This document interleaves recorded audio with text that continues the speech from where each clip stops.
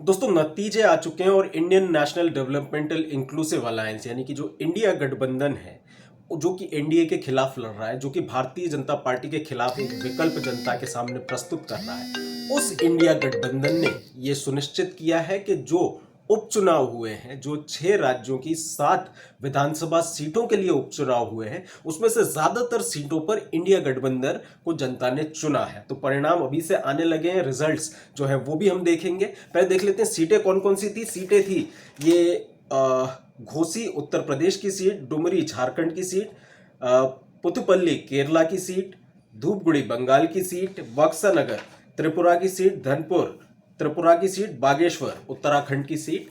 तो ये सारी सीटों पर नतीजे आ चुके हैं और ये प्रूव हो चुका है कि जो इंडिया अलायंस है उसको जनता ज्यादा बेहतर विकल्प मानती है। कम से कम उपचुनाव के नतीजे तो यही बताते हैं, क्योंकि 7 में से 4 सीटें जीतना उस पार्टी के खिलाफ जो कि अपने आप को दुनिया का सबसे बड़ा राजनीतिक दल बताती है, ये अपने आप में बहुत कुछ कहता है। तो इनके नतीजे देख लेते हैं कौन सी पार्टी किन सीटों पर जीती है। तो पहले भारतीय जनता पार्टी एनडीए किन सीटों पर जीती है। भारतीय जनता पार्टी ने जीती है ये बक्सानगर की सीट, धनपुरा और बागेश्वर, ये 3 सीटें भारतीय जनता पार्टी ने जीती हैं। कह लीजिए एनडीए ने जीती हैं।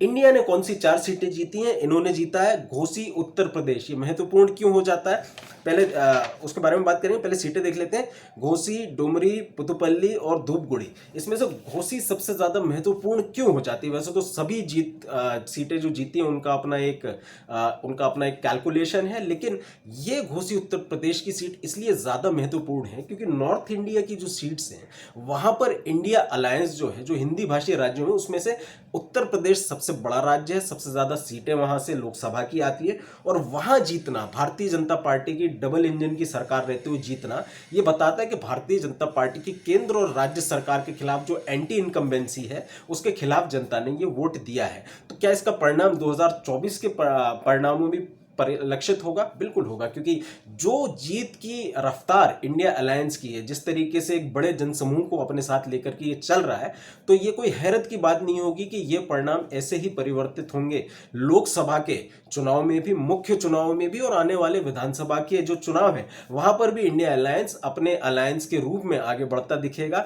तो ये उत्तर प्रदेश की घोसी सीट ये तय करती है कि उत्तर प्रदेश में भी भारतीय जनता पार्टी अपना बोरिया बिस्तर समेटने पर मजबूर हो जाएगी। और पूरे देश में ये बताया जा रहा है, ये प्रमाणित हो चुका है कि ज्यादातर सीटों पर बहुमत जो है वो इंडिया अलायंस को मिलने वाला है।